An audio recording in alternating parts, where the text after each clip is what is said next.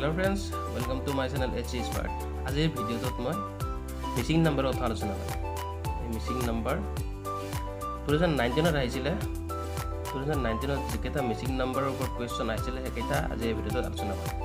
এই মিছিং নাম্বাৰবোৰৰ যিবোৰ দিয়ে থাকে সেইবোৰত একোটা ৰিলেশ্যন থাকে, এটা কাৰণ থাকে। সেই কাৰণটোত আমি মিছিং নাম্বাৰটো মানে যেটো নহোৱা সংখ্যাটো সেইটো আমি ওলাব লাগে। আৰু এটো যেটো দিয়া আছে এটো চাইছো আমি ফাইন্ড দা মিছিং নাম্বাৰ লিস্টটো হৈছে 2 3 5 7 11 আমি এটো মাজটো ওলাব লাগে। আৰু আছে নেক্সটত আছে 17। এটা এটো চাও, প্ৰথম আছে 2 তাৰপিছত আছে 3 তাৰপিছত আছে 5 7 এইটা হৈছে এককটা মৌলিক সংখ্যা। এতিয়া মৌলিক সংখ্যাত আমি চালে 2 পিছত 3 পিছত আহিব 5 পিছত আহিব 7 পিছত আহিব 11 11 পিছত বাৰু এইটো আমি নাজানো বুলি ধৰি ললো, লাষ্টত আছে 17। গতিকে 11 পিছত আমি কি পাম? মৌলিক সংখ্যাটো এইটো হৈছে আমাৰ 13। এইটো এনসাৰটো আমাৰ বিটত দিয়া আছে 13।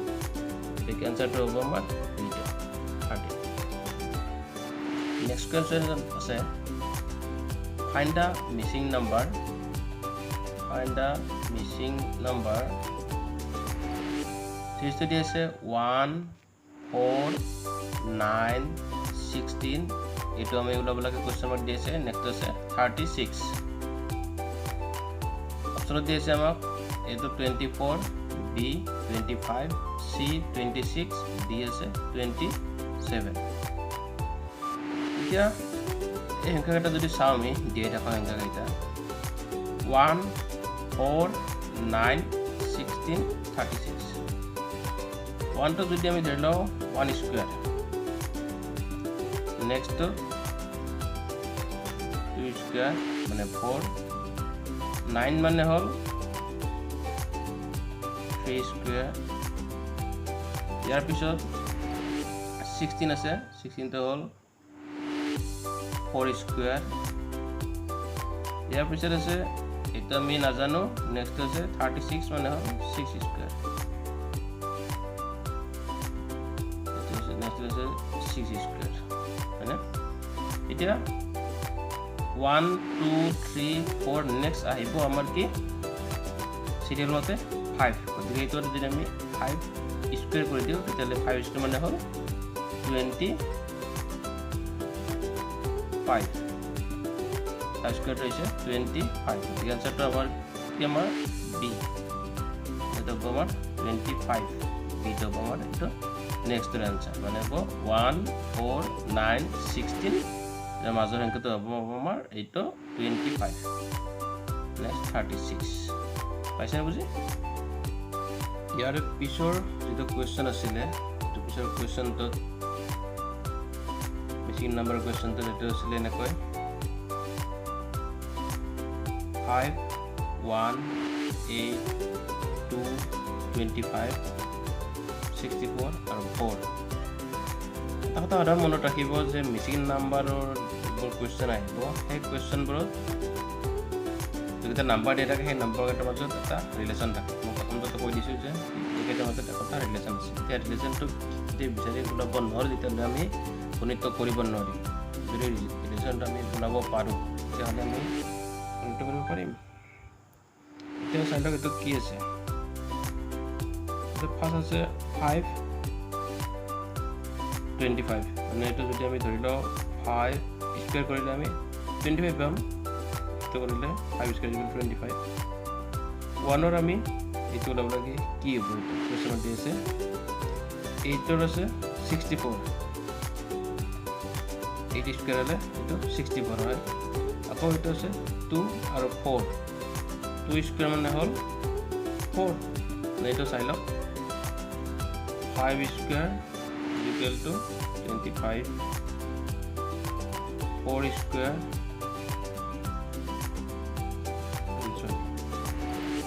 2 স্কয়ার ইকুয়াল টু 4 আর এটা আছে 64 আৰু এপিনে আছে 8 গতিকে এইটো 8 স্কয়ার ইকুয়াল টু 64।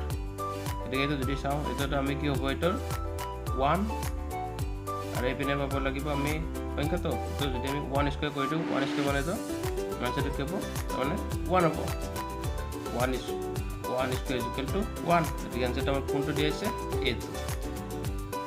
এইটো হ'ব আনসাৰটো 1 এইটো নাম্বাৰটো আমি স্কয়াৰ আছিলে সেইকাৰণে এইটো কি হ'ব 1 স্কয়াৰ ইকুৱেল টু 1 নেক্সট কোৱেশ্চনটো চাম আমি এটা আছিলে কোৱেশ্চনটো 3 নম্বৰ এটাৰ ওলাব লাগে খাই দিয়া আছে খাই এটাৰ মাজত থকা এই সংখ্যাটো ওলাব লাগে অপচন দি আছে A3 B4 C5 D6 এটা যেতিয়া আমাক এনেকৈ খাইবোৰ দিয়ে থাকে খাইবোৰ সংখ্যাবোৰ দিয়ে থাকিলে এই প্ৰথমতে চাও সংখ্যাটা কিমান ডাঙৰ আছে ইয়াতে কি আছে প্ৰত্যেকটা সংখ্যাই less than 10 10তকৈ ইয়াতে সৰু আছে আৰু যেতিয়া 10তকৈ সৰু থাকিব সৰু থাকিলে তেতিয়া আমি প্লাস মাইনাস বা ডিভাইড হ'ব এটা যেটা মনত ৰাখিব তেতিয়া মানে সংখ্যাবোৰ ওচৰা-ওচৰি থাকিব মানে ধৰ এতে 3 6 8 5 8 4 4 7 গতিকে ওচৰৰ নম্বৰ আখৰ নম্বৰ গতিকে এই নম্বৰ কেইটা হয় প্লাস হ'ব নহয় মাইনাস হ'ব নহলে ডিভাইড হ'ব এই প্ৰথমে আমি কৰিবৰ কাৰণে এটা চাম আমি কেনেকৈ এই দুই পিনে চাম এই পিনে চাম আকৌ নেক্সট যদি এই পিনে নহয় তেতিয়াহ'লে আমি ৰিলেচনটো এই পিনে ওলাব চাম এতিয়া যদি আমি প্ৰথম এইটো হাৰিটো আমি যোগ কৰি চাম কিমান পাওঁ এইটো চাই লওঁ 3 plus 6 9 9 plus 8 এইটো হ'ব 17 নেক্সট এইটো হাৰিটো চাম আমি 5 plus 8 plus এইটো 13 plus 4 17 then next আমি চাম 4 plus 7 এইটো হৈছে 11 এটা আমি এইটো লগত কি প্লাস কৰিলে ইয়াতে 17 হ'ব এটা 17 কৰিব লাগিব যদি 17 হ'ব লাগে তেতিয়াহ'লে আমি ইয়াতে কৰিব লাগিব প্লাস 6 এতিয়া আমি ইকুৱেল টু 7 দিম মানে এইটো আনসাৰটো হ'ব 6 এইটো দি আছে আনসাৰটো 6 এইটো ডি টো দি আছে 6 টো আনসাৰটো হ'ব ডি এইটো আমি আকৌ দুটা পদ্ধতিৰে ওলাব পাৰো এইটো হৈছে নেক্সট কৰিব পাৰো কি আমি ডিভাইড কৰি কিনে কৰিব কেনেকৈ 3 plus 5 3 plus 5 কৰিলে আমি পাম 8 এইটো যদি আমি 2 দি ডিভাইড কৰো তেতিয়াহ'লে আমি পাম এইটো 4 নেক্সট চাও আকৌ 6 plus 8 14 যদি আমি